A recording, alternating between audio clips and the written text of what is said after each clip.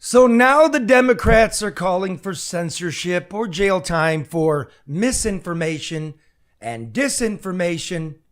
Roll the tape, Mark. We're going to have to figure out how we rein in our media environment so that you can't just spew disinformation and misinformation.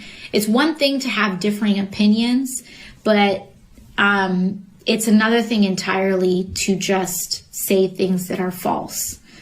And so that's something that we're looking into. What could you be talking about? Trump and his 2020 election denial? Trump claiming the greatest economy of all time? Immigrants snacking on Fido and Fifi? Okay. But the queen of all psy-ops and disinformation has to be Hillary's fake Steele Dossier. That led to years of the Russian hoax, and that caused the political turmoil that led to January 6th. It's the biggest and most damaging hoax since the weapons of mass destruction that the Republicans brought you, and Clinton voted for that Republican fake as well. If Trump was dragged to the defendants table for campaign election fraud, then Clinton belongs in the New York courtroom too. The Hunter Biden laptop had all the earmarks of Russian disinformation, remember? But that was a disinformation campaign cooked up by the Biden campaign and spread by the spy agencies and the dopes in the media. Do they belong in jail? More bullshit still from the Democratic elites this time around. Dictator from day one. Bloodbath. Very fine people on both sides. Trump's 2025 project. Trump's national abortion ban. Trump will cut Social Security. Fake border numbers. Fake inflation numbers. Cheap fakes. Biden's competency. And no troops in war zones. Well, we just sent more over there, didn't we? Harris and her campaign footmen are congenital deceivers. The TV stations who air their campaign commercials for big money are her co-conspirators. Are we really going to censor them? How? Worse. Who? Some hipster with a Princeton degree and caramel-colored saddle shoes? Some deep state cadaver from the smoke-filled bunker? AOC? Hillary? Be careful what you ask for, America. You'll go after your opponents now. You'll muzzle them. You'll convict them. You'll jail them. And you'll be happy until they come after you. Free speech is sacrosanct in a democracy. Without it, it's an autocracy dressed in a silk robe. Remember, the founders wrote down the right to free speech first, before they memorialized your right to privacy, your right to guns, or your right to a fair trial. Let's roll. Live from downtown Detroit, it's the No Bullshit News Hour with my main man, Charlie LeDuff, and Karen Dumas. Let's just breaking this. No more bullshit. No more bullshit.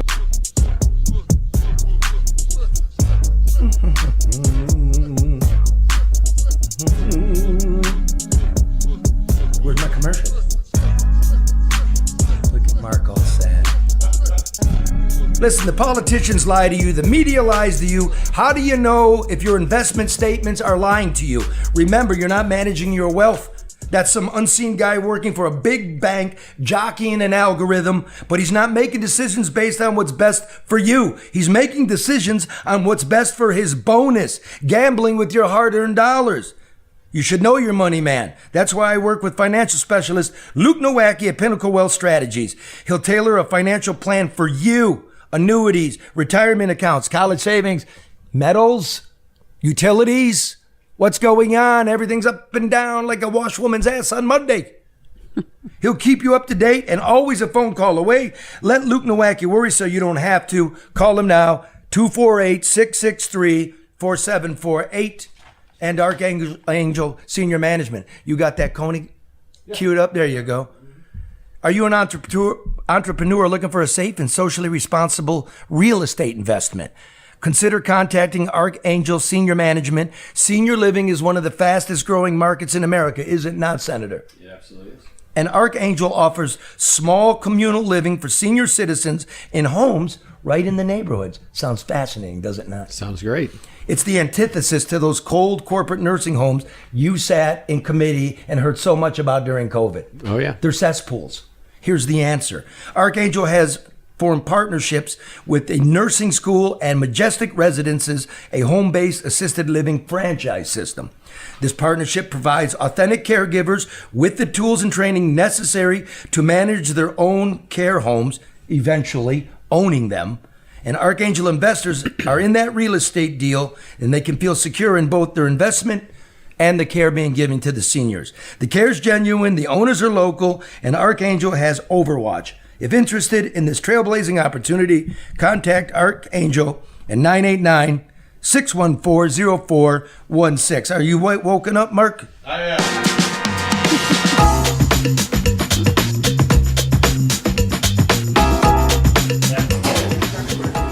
American Coney Island. So good, even Al Roker from the Today Show eats here.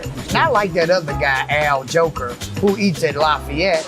So make sure you're a Roker and not a Joker. American Coney Island.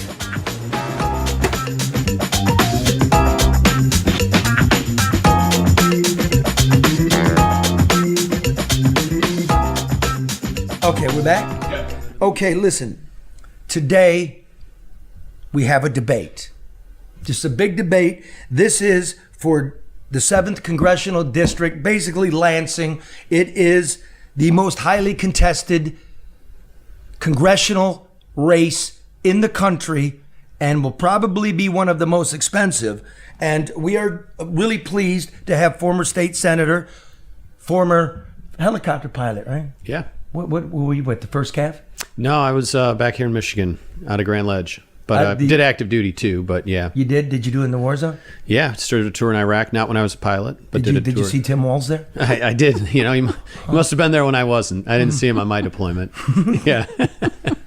So Army man, former Senator Tom Barrett, and want to welcome his opponent on the Democratic side, Cardboard Kurt Hertel. He's right here. See, He has a wardrobe malfunction. oh, it's a Janet Jackson. Don't look at that. So we got a mannequin here because Curtis, dude, you're a weasel. You are. You're a weasel. The people want to know. This one's for keeps. You have been, the director of Health and Human Services during COVID. Your wife now runs it. You were Whitmer's lobbyist. You helped make these budgets. A lot of money went out to special interests. You're now putting out commercials where you're pouring gas in a lawnmower. You're a regular guy, and you can't even bend over to put the gas in. You're taking a knee. We don't have that, do we? And I'm not playing it for you either. We gave you ample opportunity. I don't understand, as a guy whose whole life you would call him a Democrat. I never belonged to a party, but I'm from Michigan. I'm actually really from the working class, and I never worked at a fucking McDonald's. Never. I worked at a Chi-Chi's, and it was right on the service drive at Middle Belt Road, Kamala. I can tell you where the fuck I worked. I can tell you the factories I worked in. I can tell you the flower shops. I was an ice cream man. I was a carpenter. I laid tile. So what? That's not what we're asking you to do. So, Curtis, you're a creature from the lagoon, and you don't have the guts to show up for the debate. So we're going to let Hologram Hertel back here answer for you. And a caveat. Because Senator Barrett here did have the guts, and it ain't going to be softballs, dude. You know what I mean? I don't support you. I don't not support you. I don't support him. I do not support. People have a right to know they're making a big decision. Yeah. Hertel, if you take any of this program, any of it, like Whitmer did, who doesn't have the balls to sit here, never gives an interview, puts out stupid TikTok videos because she's empty, and then you steal my program to win yourself a governorship. And I told you cease and desist, remember? Yeah, I do remember. Okay, so the big swampy blob that is politics in this country. The Democratic Governors Association, no, I wasn't going to sue, but that was a copyright infringement. So I'm going to make you a promise, Curtis.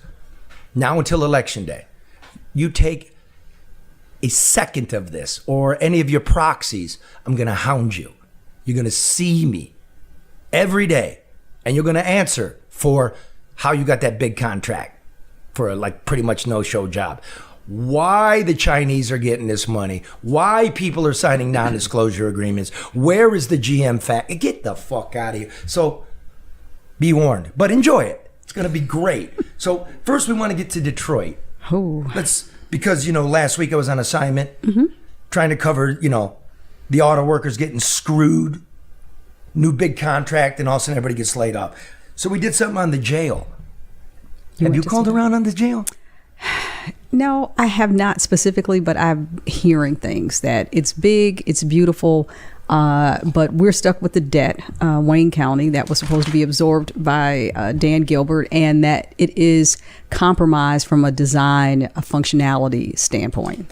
Okay, that was a nice cover. Okay, well, I'm the good cop, you're the bad cop, Charlie. We're supposed to have spent $400 million. We're going to spend $600 million, the taxpayer. Dan Gilbert's going to build it. Any overrun he's going to take. He's not taking the overrun. No. We handed him all of downtown. He's now got the RenCen. He gets to collect the income tax from who's ever left from GM that's moving out of there into his building that we're paying for. He owns the former jail, the courthouse, everything down there. The OUAW building off Jefferson. He owns everything. And he's going to build a new jail when he never built a jail, and now we're way over budget, and we're going to get stuck with it. Now, how is that jail? Well, according to my sources, first of all, nobody's allowed to know. But here's the intel from the inside. The ceiling's falling in. The plumbing doesn't work. You can't plug in microwaves because the circuit board is antiquated. These are supposed to be harm-proof cells. Guy hung himself to death. A week later, a woman is at 36th District Court, right, for her arraignment. She hangs herself and is dead. Now, that's at 36th District, not the new jail. But the county's so fucked up from this merry-go-round of money that they don't have deputies at 36th District. They have private security. You can't get anybody to be a deputy, so we're going to hire but everybody's been saying it's been a recruitment issue, and so they have not found something to resonate with to be able to get people to want to be a part of it. Well, because all the money's getting siphoned off. Now, what are we getting here? Here's what else would happen. It's all tied together. Quietly, the public, and we've already voted, we don't want it. We have to now pay for the queue line. This stupid choo-choo train that they say private investors put their money into it and $25 million from the federal government. They sold bonds for that. But they're making it sound like bonds for that they're rolling it into, the transportation, the bigger transportation picture. And nobody's telling you, but we're also absorbing the debt. And that's the small caveat that nobody is. So we making Wall Street whole for something we didn't want, that we told you wasn't going to work. And that doesn't work. It doesn't work. So now Gilbert's out there pushing more mass transit. First of all, Dan, you know what the fuck you talk about, dude. This is another hustle. I ride the buses as a matter of ease and as a matter of being a reporter. They're not full. We don't need more buses. We don't. We just don't. Ride them. You'll see. And you want a train to Ann Arbor. That's what this is all about. Just like the queue line. So you can bring people down to your hotel. I'm not paying. Everybody beware of this hustle. When they say Detroit, the comeback, right? Oh, it was in money.com. Yeah, and it was supposed to be the golfers or something. I guess that was just a post from money.com, said Money says Detroit's one of the places to live. Yeah. But U.S. News and World Report and data shows, it's one of the worst let me tell you places. what I got. Okay. Detroit is considered to have the worst public school district in the United States, where 6% of high school students are proficient at math. Sound like a place you want to move your family? No. Detroit has the highest property tax rate in urban America in the whole country. At the same time, Detroit, according to U.S. News and World Report, is the third most dangerous city in America. Second most dangerous big city after Memphis. The revenue's been falling under Mike Duggan. Hey, he's great. Hey, Mike Duggan. Follow me, people, a little bit of numbers here. When we went bankrupt in 2013, the amount of taxes that the city of Detroit was pulling in, property taxes, business tax, income tax, was about $1.2 billion. Okay? 11 years later, we're pulling in about $1.3 billion. Oh, Mark, that's a $100 million increase. That's nice. Except when you take inflation into account, and now everybody knows what inflation is. So, in order to have kept equal with the bankruptcy year, we'd have to be pulling in $1.5 billion. We've lost $200 million. But Charlie, let's do It's this. voodoo. Outside of U.S. News and World Report and all that, talk to people who live here. I don't mean people that come here to visit. I don't mean people that bought into the new and shiny and they're moving into the new apartments and they see a limited part of the city. Talk to people who live here, and I will tell you that all of that, none of that translates into an enhanced quality of life here. It's expensive to live here. It is dangerous to live here, and the quality of life isn't here to justify the high cost. It's definitely two cities. I mean, now it it is. was like we're thinking it's two cities. No, it's two. It's two. Yeah. Go ahead, Senator. Well, I served on Tom the, Barrett running for Congress, 7th District. I'm not from Detroit, of course, but I... This is the capital city, bro, so you know something about Detroit. You grew Right, up in right. the burbs here, right? I did, So yeah. you know about Detroit. And I served on the Michigan Land Bank Board before I got elected to office. And at one time, we were the largest landowner in Detroit because we had the most parcels were in the Michigan Land Bank. It was tax reverted property that nobody was buying. I mean, you remember they had that minimum bid auction for $500 for a property, and it still wasn't selling, and it would get Keep turned it over to simple, the Land Tom. Bank. Keep it simple. We'll get an international anyway, audience here. So. So, like, the point being what? It Well, you didn't go into work. Brightmoor, Yeah. and it's a ghost town there. So it's not like it is in downtown and midtown. Your point about the two cities and everything else. So Let me it's just put incredibly like different. so we now know, talking to the people, we talked about crime and all the Kens and Barbies on cable TV who never worked a cold night on a homicide as a reporter. Doesn't know anything about these numbers. Never put the time in. They wear makeup and they spew talking points. Now it becomes clear to them the FBI crime numbers. LA's not reporting. New York's not reporting. Chicago's not reporting. Phoenix isn't reporting.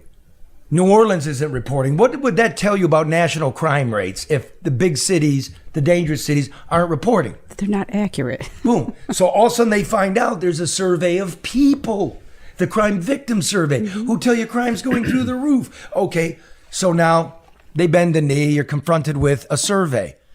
Here's what they're leaning on. I heard this on Fox from the resident liberal who doesn't know her ass from her elbow. And she's not a liberal. She's a strategist. Liberals are cool to me. Liberals are coming from a place. Strategists are guns for hire, and they just talk shit. And they've never been in the real world, and they won't go out there because they'll be eaten alive. Except for you, Jason. I was going to say. Yeah, exactly. Present company some for real. excluded. Some for real, and those No, are the include him. Yeah, those are the people I dig. Those are the ones that know what they're talking about. Hey, Curtis, Cardboard Curtis. Yeah, he's busy talking to his strategist. Here's the thing. She says, well, you know, I mean, that's true. Crime's up. It's good to talk to people. But you can't hide a body, and the FBI says murder's down 12% from last year. If you knew what you were talking about, let me put up a chart here. Can you put this up, Mark? Okay, for those of you listening can't see it, for those of you watching can't see it. This is murder, homicide from 2015 to 2023. There's two different columns. One is the FBI's number. That's the one in orange. Murder in America per 100,000. The one on the left in blue is the Center for Disease Control. Their homicide count from 2015 to 2023. Every year, of course, the CDC reports more homicides than the police do, and the police report it to the FBI, and the FBI duly reports it to the public. Every year, it's about a 5% difference between what the CDC finds and what the police report. Where does the CDC get its information? From all the county coroners in America. The coroners determine cause of death. That would be homicide, that would be accidental, that would be natural, and that would be overdose. Okay? So if you accidentally ran somebody over, that's not a homicide. If you intentionally ran them over, that's a homicide. So you'll notice, since Biden took office and the way they calculated murders, and all these big agencies aren't reporting that the gap between the CDC and the FBI really starts to widen, right? So let me get close there. In 2019, the CDC reported about 5.6 murders or homicides per 100,000. The police reported 5.2. Okay, so 0.4. Fast forward to 2023. The CDC is reporting 7.5, and the police are reporting about 5.5. That's a 30% difference. So when the boneheads on TV tell you crime dropped, murder dropped 12%, it didn't. These are fake fucking numbers. You're not safer. You know it. We're all telling them, and they can't understand why the stock market's great and crime's going down. What's wrong with America? You're too dumb to know what your life's about. But Charlie, a second ago, you were talking about people, talking heads and the makeup, and they're spewing talking points. And all of this is to support a narrative. We talked about people wanting different for this city for so long that they're creating their reality through a controlled narrative. Yeah, but you know, how about some outrage from you two? Yeah. Come on. I mean, the fuck is that? This is the same government that lies to us about every single You're the statistic. government. I'm not the government. Well, you were the government. Why? I am not the one who puts out. I'm the one that challenges stuff like this. It's the same government that tells us, oh, inflation is better. The economy is great. It's like, hey, stupid, you can't afford your groceries, but don't worry, the economy is great. That's what they're shoving down everybody's throat. That's what everybody is so upset about. That's what everybody is enraged at our government lying to us, telling us that the withdrawal from Afghanistan was a great success, telling us that the economy is in great shape, telling us that we don't need to worry about inflation, telling us that the border is secure. That's what the government's been telling us. This is the least of the statistical problems that the government is shoving down our throat and lying to us about. And people fundamentally, they don't trust institutions and they don't trust the government because the government has let them down from A to Z and top to bottom. As Karen just said, though, that, you know, like, it's a manipulation, man. And we're tired of being manipulated. And might as well, here's the other thing. What are you going to do about this? Well, they don't care about truthful data. They don't care about telling us the truth. They only care about the next year's election cycle, the next month, the next few weeks. If they can eke by, you know, you got Kamala Harris out there trying to say that she's tough on the border. You know, the border issue's tough, and so is Kamala Harris. Like, and she's ignoring the absolute failure that she's had, that she's culpable for. They went out there and told us that Joe Biden was spry as ever and running laps around his staff. They told us everything that was a fiction. The withdrawal from Afghanistan. Remember, 2 days or 3 days after our Marines were killed in Afghanistan, they did that drone strike and said they blew up ISIS fighters, and it turns out it was a car full of kids, and it took the New York Times 3 months to get the Biden administration to admit it. Yes. They lie to us. And they ran with it. Consistently. So look, I mean, since you want to do Harris, like, this would be a runaway for Trump, except for fucking January 6th. That, you know, that bullshit. Like, I don't think he incited it, but he came up with the bullshit that it was stolen. And there's no real good evidence that I can see that shows that. So, yes or no? Was 2020, we're just trying to build a base of who you are. Sure. Was that a stolen election? Well, first of all, I hope you want me on your show to go more than yes or no questions. Well, first, I don't. No, you don't. Good. Okay. Yeah. That's clear, and then you can give. Sure. Yeah. Here's the issue. So Though. So Yeah. Tom is not an election denier. Yeah. We'll start with that. That's important. Now go ahead and concisely, sir. You have 1 minute. Jocelyn Benson broke the law. Our Secretary of State. That is true. That was found 3 months after the election. How did she break the law? She instructed the clerks to disregard any of the signature verification on the ballots that came in through the mail. She gave She gave the direction to assume that it's true. Yes. That's against the law. And and it was found to be against the law in courts March found of 2021. That's not a conspiracy. That's the fact. That is the truth. Okay. So how much effect did that have? Nobody can know. Once those ballots are tabulated, you don't know whose is whose anymore. Do you know that I processed the most absentee ballots in the state of Michigan? I did not know that. that. in 2020 that night at TCF. You're 100% correct. Yes. Go ahead. Yeah. So when you break the law that way, you cannot then just say nothing happened to this is all great and fine. But no, I don't go out there. I wasn't at January 6th. I was at home with my 9 months pregnant wife, waiting for her to go into labor on January 6th of 2021. Oh, shit, yeah. And I condemned that violence that took place in real time because I don't support violence. Nobody that I associate with endorses or condones violence. And this is just an absolute attack. But no, you can't go out and break the law and expect that no one's going to call you out for it. So people want to just cover this up and paper right over it and say nothing happened. No, she broke the law. What are the repercussions? For what you're the saying, law? that was a minute. I had to cut you off. Sure. It's a can go to mess. Curtis now. It's Curtis. Do you believe that the Secretary of State is sloppy? That there are too many people enrolled? There's 106% of the adults enrolled. Do you believe that she's not handling the qualified voter files, the absentee ballot signatures, the fact she thought she could ban firearms within a certain distance of the poll? Do you think she's overstepped, Curtis? Curtis? Well, That was too many I know questions, Curtis Charlie. a little It's bit, overwhelming. and maybe he just thinks that Michigan is really good at voter registration, and we're so good at it that we have 106% of our eligible adults registered. And voter motor. I know two people personally that aren't citizens that when they went to get their driver's license, they automatically registered. They didn't even ask them. So when, again, the pinheads who are for sale, like in media, you know what they like? They like to get their little story. They like to get their little story.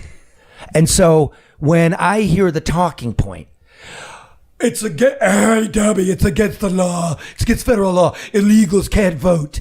No, they can't. But there's nothing stopping them. You know what else is against the law? Home invasion, but I bet you lock your doors too. Yeah, and you know what? No, you're right. My neighbors in my nice, fluffy, Pleasant Valley Sunday suburb. You're right. No human's illegal. But the shit they do is illegal. So should voters trust the integrity of the process? I mean, if you're saying, the Secretary of State is sloppy and, we've talked about voter rolls not being purged, people that are deceased are still voting. I mean, could that contribute to voter apathy? People just don't trust the process? Well, that's what they want. They want people to be apathetic. They want people to give up on it. They want it to just walk away and frustrate us to death so people don't participate. And then you see the compounded misinformation coming from the government telling us that all of these things are great when they're not. Okay, boom. Which election denial? You can just go on Twitter. You go, look at the 20 minutes of the Democrats denying the election results in 2016. It was Russian psy, right? It was, come on, man. Come on, we're dying out here. I was in the state capitol when the Electoral College met in Michigan, and there were people banging on the railings in the state capitol building, protesting and challenging and telling the electoral vote going on in the state Senate chambers not to go forward. So Now- I got video of it. Now, how does the Detroit how did the police hide stuff? First of all, they might not report it. Number two, I got a homicide in October. It's indeterminate. We won't report it. Then when we find out it was a homicide in 2000, the next year, we'll go back and put it in last year's count. But the official count never changes. You see, you hide a couple bodies there. Then you don't have to count it as a murder if it's justifiable. I own a liquor store. Guy comes and puts a gun in my face. I drop him. That's a justifiable homicide. The police won't report it, but the CDC will report it, right? Because what does that tell you? We can't wait for the police. The police aren't coming. There aren't enough police. The response times are slow. So we're all taking the law in our own hands. That's what's going on. So national news can fuck themselves. They're weaklings. Now, the Tigers have made a run. It looks like the playoffs. Yeah. I love the Tigers. I can name you, Mark, the 1984 starting lineup. I can't, Go ahead. No, we got an hour. Well, no, Charlie, you can't say you can do something and then you don't do it. Don't call me. I'll prepare for the program. You do it. I didn't say I could. I don't like baseball. All right, go ahead. Ask me, Mark. Ask me a position. Who's the star? Okay, let's just go around the diamond. Catcher. Lance Perry. First. Daryl Evans. Second. Lou Whitaker. Third. Well, short. Alan Travel. Third. The guy who made the Matt. I was going to say Brookins. Tommy Brookins. Was it Matt Noakes? Matt Noakes is a backup catcher, yeah. Well, I think he played third, caught the final out. Larry Herndon caught the final out, left Larry field. Herndon left field, center Chet field, Lemon in right yeah. field, Kurt Gibson. You got it. Right Gibson. field, the starters are Jack Morris, Dan Petrie, Milton Wilcox. Aurelio All right, Lopez, Charlie. Senior Yeah, Smoke. Senior Smoke. Guillermo All right, Willie so Hernandez. you guys are so Doug smart. Bear. Congratulations. There you go. So, I mean, I love them. Love them. And that only took 30 seconds. There you go. Good. But I just can't get in with the ownership. I can't get down with Illich, another oligarch who, by the way, goes up to when you're up there and he's lobbying for special districts, hundreds of millions of dollars, almost $1 billion when you add in the interest, and we don't get to share in any revenue. I didn't vote for him. You didn't vote for that? No. Was that explain how that came to be? So some of it preceded my time in the legislature, but every single one of these giveaway programs, the corporate welfare, the direct stuff like that, I voted against it. I had they had an analysis of like 20 years worth of state lawmakers and who had voted against the most corporate welfare, and I think I was tied for second place. It was like billions, plural, in corporate welfare I voted against. But when you're outweighed, like when you have Yeah. people that stand up for something, it's one or two, and you're outweighed, it kind of Yeah. doesn't matter because we Well- still lose. Wait a minute. Let me go to corporate welfare Curtis over here. Curtis, one of your complaints, the way you run the campaign against Mr. Barrett is up there in the 7th District in Lansing, is that he is not a homer. He's not a homegrown guy. He votes against GM expanding their plant. He's voting against Stellantis getting hundreds of millions in state tax breaks. Your thoughts on his thoughts? That's what I thought. Now let's go back up to the district. It's a big deal. The Delta project. The GM South Korean battery firm. The big plants. Yeah. Yep. They were. When you were running against Slock and she was trying to nail you on that, you're not for the car industry. Well, you get a lot of cheerleading in the papers and stuff, and this is, you guys don't know what you're talking about. What is the state? Now, we gave hundreds of millions of this project. 700 million, I think. 700. Is it built? They got the walls up, but no one knows what's inside. So it's no one's working there. The jobs aren't there. They're not cranking out batteries. They're not building cars. This is a thing that has been delayed and delayed and delayed, and the promises keep coming. The money's going out the door. In total, we've paid over $1 billion in these electric vehicle battery plant subsidies in Michigan already out the door. Not even counting. Wait, that's huge, right? Yeah. Because I get confused. Yeah. You add them all up, and it's all these bills. Like, how much money's out the door? $1 billion. Bridge Magazine had a report. $1 billion has been spent already. We have created a grand total of 200 jobs for $1 billion. 5 million per job. We need one of those. 5 million per job. Now, okay, so we go to funding for school kids in this budget, right? And they don't Yep. get an increase. Right. Which means they lost 5% on inflation. 1.5 million school kids, $1 billion out the door, $1 billion out the door divided by 1.5 million kids, about $600, $700, $800 per What student. you can do with that? That's wonderful. So I'm reading the Korean Times. Yeah. The Korean Times, because, GM's in partnership with the Korean battery manufacturer, they report the thing's It's been dead. mothballed. Yeah. They report it's dead. And I'm not getting anything here. You know why? Yeah. Because the Korean media doesn't have the same consequences for their reporting over there that they do here. So they report that this project's been put on hold, but General Motors and the beneficiaries back home want to pretend like it's still full steam ahead. It wasn't too long ago that South Korea was a dictatorship. And their press is more free than ours. I was going to say, isn't that pretty much what we're experiencing with our media? Yeah, absolutely. So our media, they're saying, oh no, it's full steam ahead, but they've delayed the project multiple times in a row. I mean, Ford has already admitted that they are losing $100,000 per electric vehicle that they're making.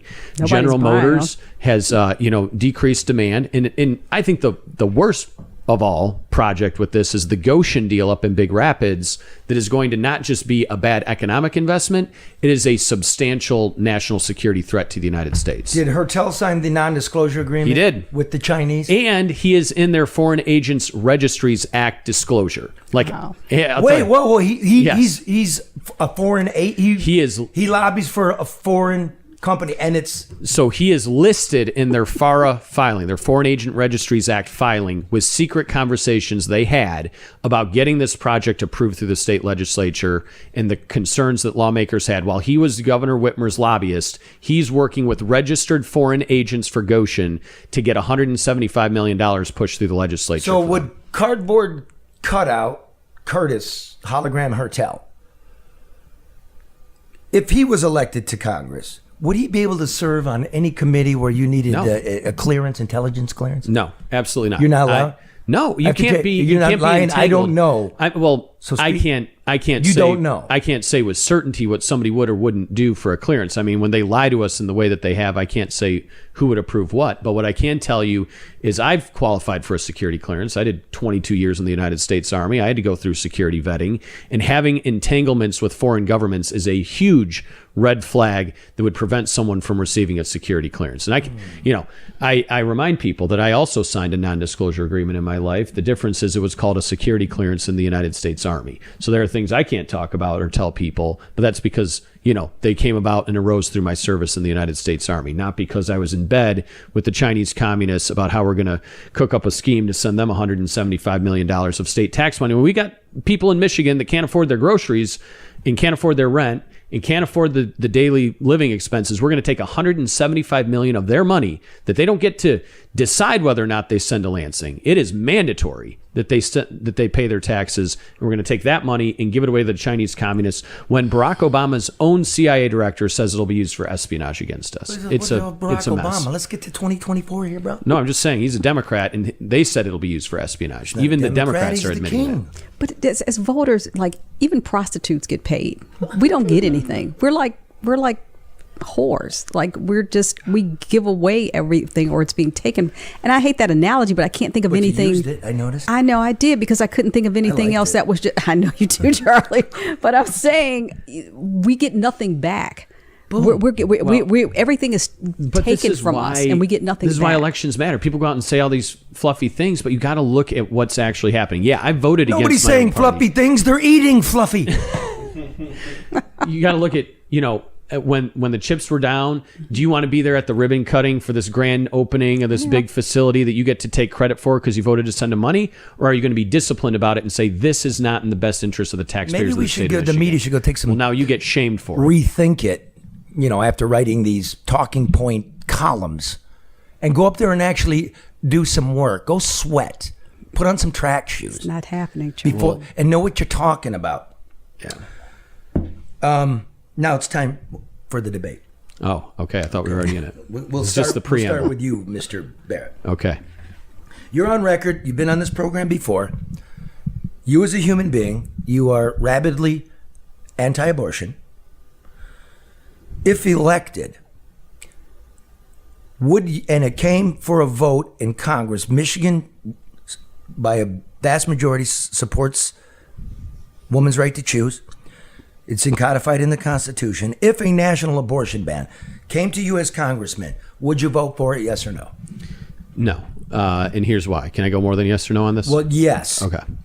So, yes, I am pro-life. And my own life philosophy is that life has value, and we ought not take a life unless it presents an imminent threat to another life. I've seen enough tragedy in my life to just have this feeling and life philosophy that every single life, from the youngest among us to the oldest among us, all have a value. And we're all endowed by our Creator to carry out whatever our God-given potential is.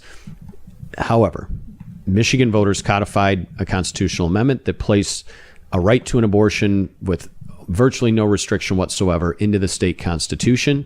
There's been a change in case law that, obviously Roe v. Wade overturned, put this back into the control of the states. A member of Congress cannot overturn a state constitutional amendment from Washington, D.C.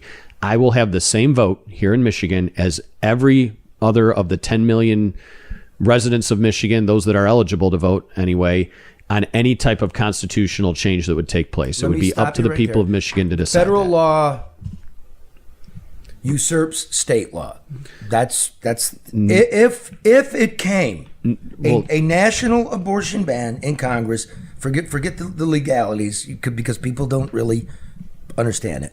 If it came to you, would you vote for it? Yes or no? No, and here's why. Okay, now federal law does not trump state law. It does, in fact. No, the states formed the federal government, not the other way around. Yeah, but what is it? Article I forget. Well, what how about the section 10th Amendment? Everything it's not the supremacy clause, brother. Right. So but it that's does. not carte blanche that you can do. Okay, whatever you but want let's from the just federal say level. we get to that point. Are you voting for this or no? I've already said that is No. not within the jurisdiction of Congress. I would not vote for that because Okay, I don't vote for if things it came, that are unconstitutional. you wouldn't. Okay. Now, here's what I do want to do. Well, let me finish.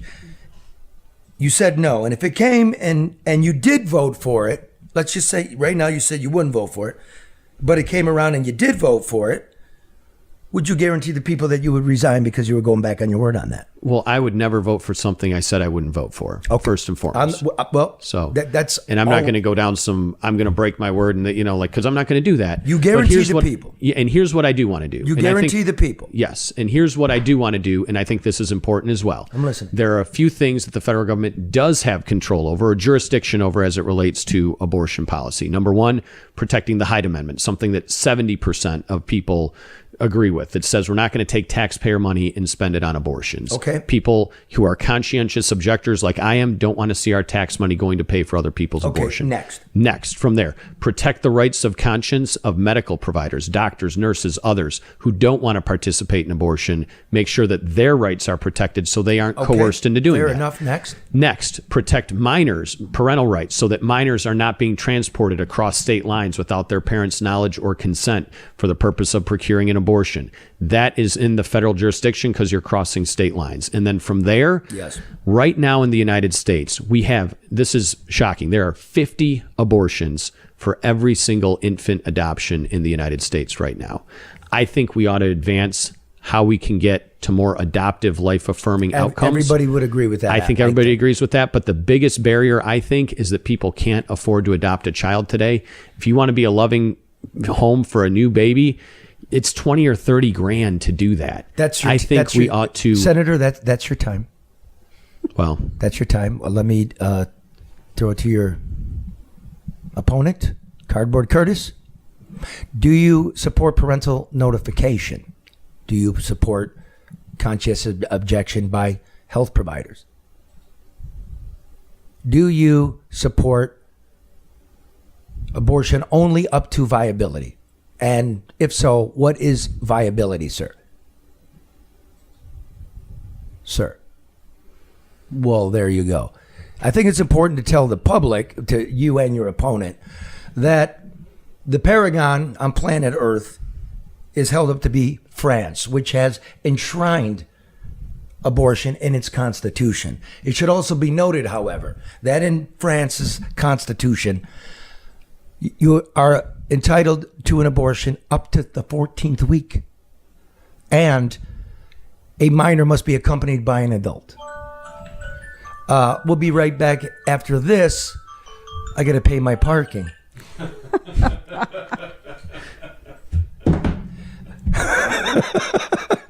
Okay. It's another story. Let's move on now to Stellantis, which is a European-based auto company run by Carlos Tavares, right? Carlos is eating escargot somewhere while he's letting our cars go somewhere. Thank you. I like that. Just here in Detroit. Did you practice that? No. You should have. Did it just come to you Yes, like that? yeah, I know. good. I got a Pulitzer Prize. And it shows. Wow.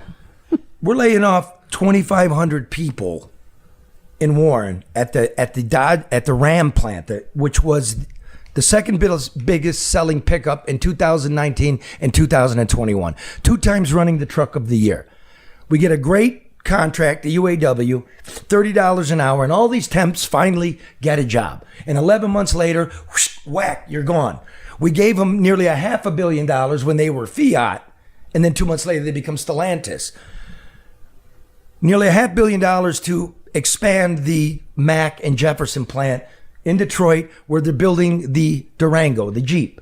Now the word is they're going to ship that out of the country, probably Canada, maybe Mexico.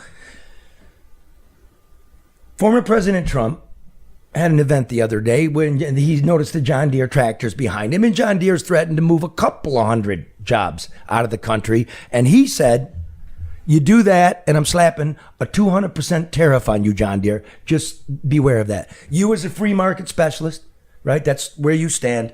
Do you support tariffs for people offshoring American jobs? I support policy. First of all, clearly, yes or no, and then you can... Okay. Well, it depends on the situation. Let's be honest about the particulars. Just give me yes or no. Well, I want to give you a candid answer. Okay. Well, so it depends on the situation. Again, I don't want it to more or less yes or more or less no. Well, here's where I support tariffs is when you have countries that are manipulating their currency and not living up to the terms of whatever trade agreement they have. Now, I don't know in specificity what the the USMCA, how it applies to a domestic, manufacturer here, what type of jobs are going to be moving. But here's the other thing, and this is, I think, more important than that. Illinois, where John Deere is located right now, has been openly hostile to manufacturers, to employers, to their own people. They have, some of the highest taxes and greatest regulations in the country. Michigan ought to be competing to get jobs out of Illinois, not Canada. If you're looking to go to Canada, why the hell aren't you coming to Michigan? And if it's because we aren't doing the things to make our economy better, it's because we're spending out all this money in corporate welfare instead of putting it into the things that would naturally draw more investment into our state. That didn't make any sense. So like what?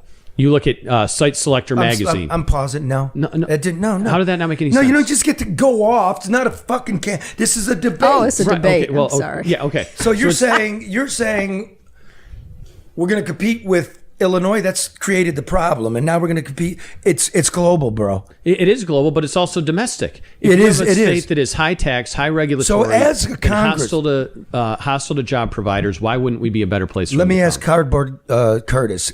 Curtis, the leader of the party, Kamala Harris, is now going out there and saying that tariffs are basically a tax increase. Do you agree with that, or do you look at tariffs as a negotiating tool that we get somewhere in the long term by sweating multinationals, because this isn't a domestic automaker anymore? This is based out of Paris and Amsterdam.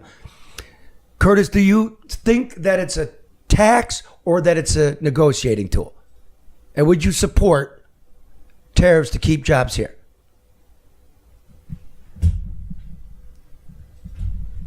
Sir?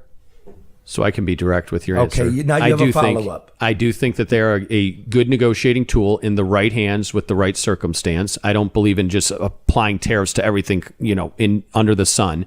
But I also think that they can be used strategically, specifically against the greatest global adversaries like China, where they will manipulate their currency, change their regulations, steal our intellectual property, send agents here that are negotiating with state lawmakers to get $175 million of our tax money. That's where tariffs can be best applied. Sending us probably spies over the border. Sending us fentanyl. Sending fentanyl to Mexico to sending it to us. Yep.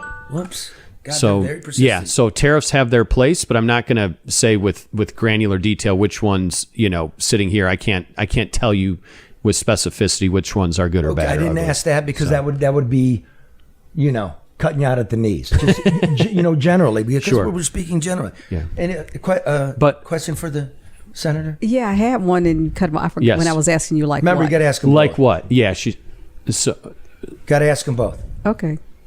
Go ahead, sir. No, ask him the question. I did ask him the question. I didn't hear it. What was it?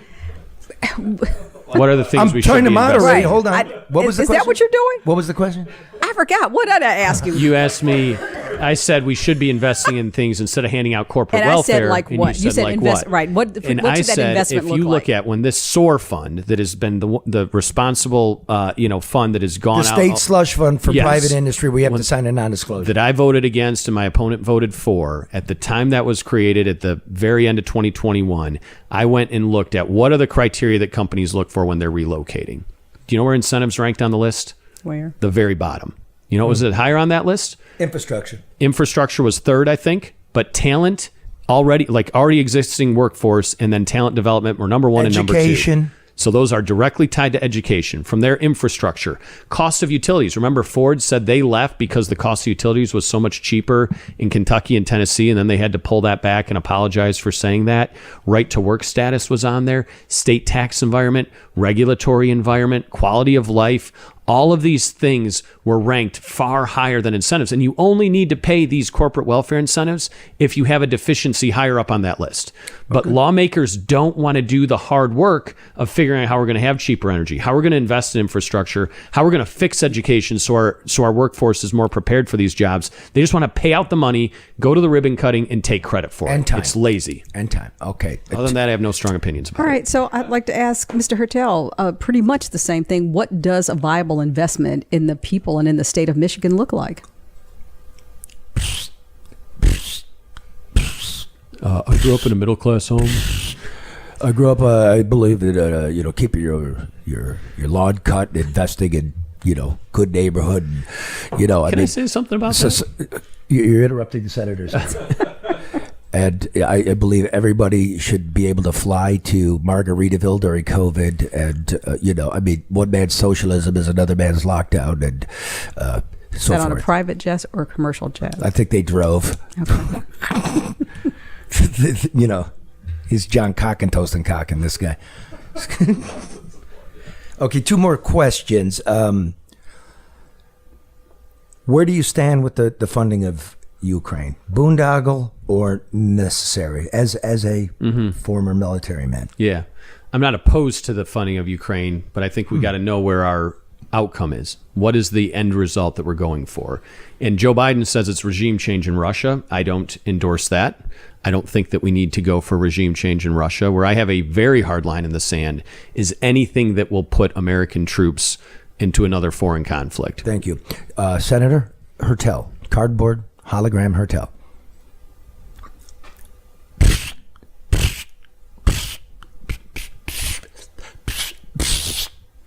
Does that sound like cricket? No. Okay.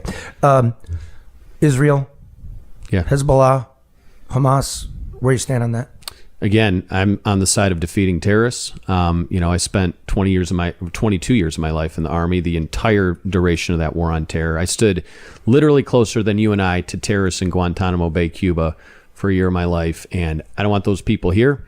I don't want them creating terrorism in other places. They are evil people and we have to stop them. Again, I'm not going to send American troops to do it, but I'm going to support those that are in the cause in that fight to make sure that we have a safer world. Should they have driver's licenses? Illegal immigrants? Absolutely not. Senator Hertel. Sir. Thank you for that. It's illuminating. Thank you. And finally, do you believe EV is one thing? Do you believe that the state should be involved in financing these new components, these matter babies? The what? It's a component, it's a matter baby. Can you expand? Matter baby. Okay. And what is that? What's the matter, baby? Nothing. What's the matter with you? And that's all we have time for. Thank you. We will see you next week. And remember, vote and vote often. See you next week. You might. I'm coming, Mayor. Can't believe you got me on that.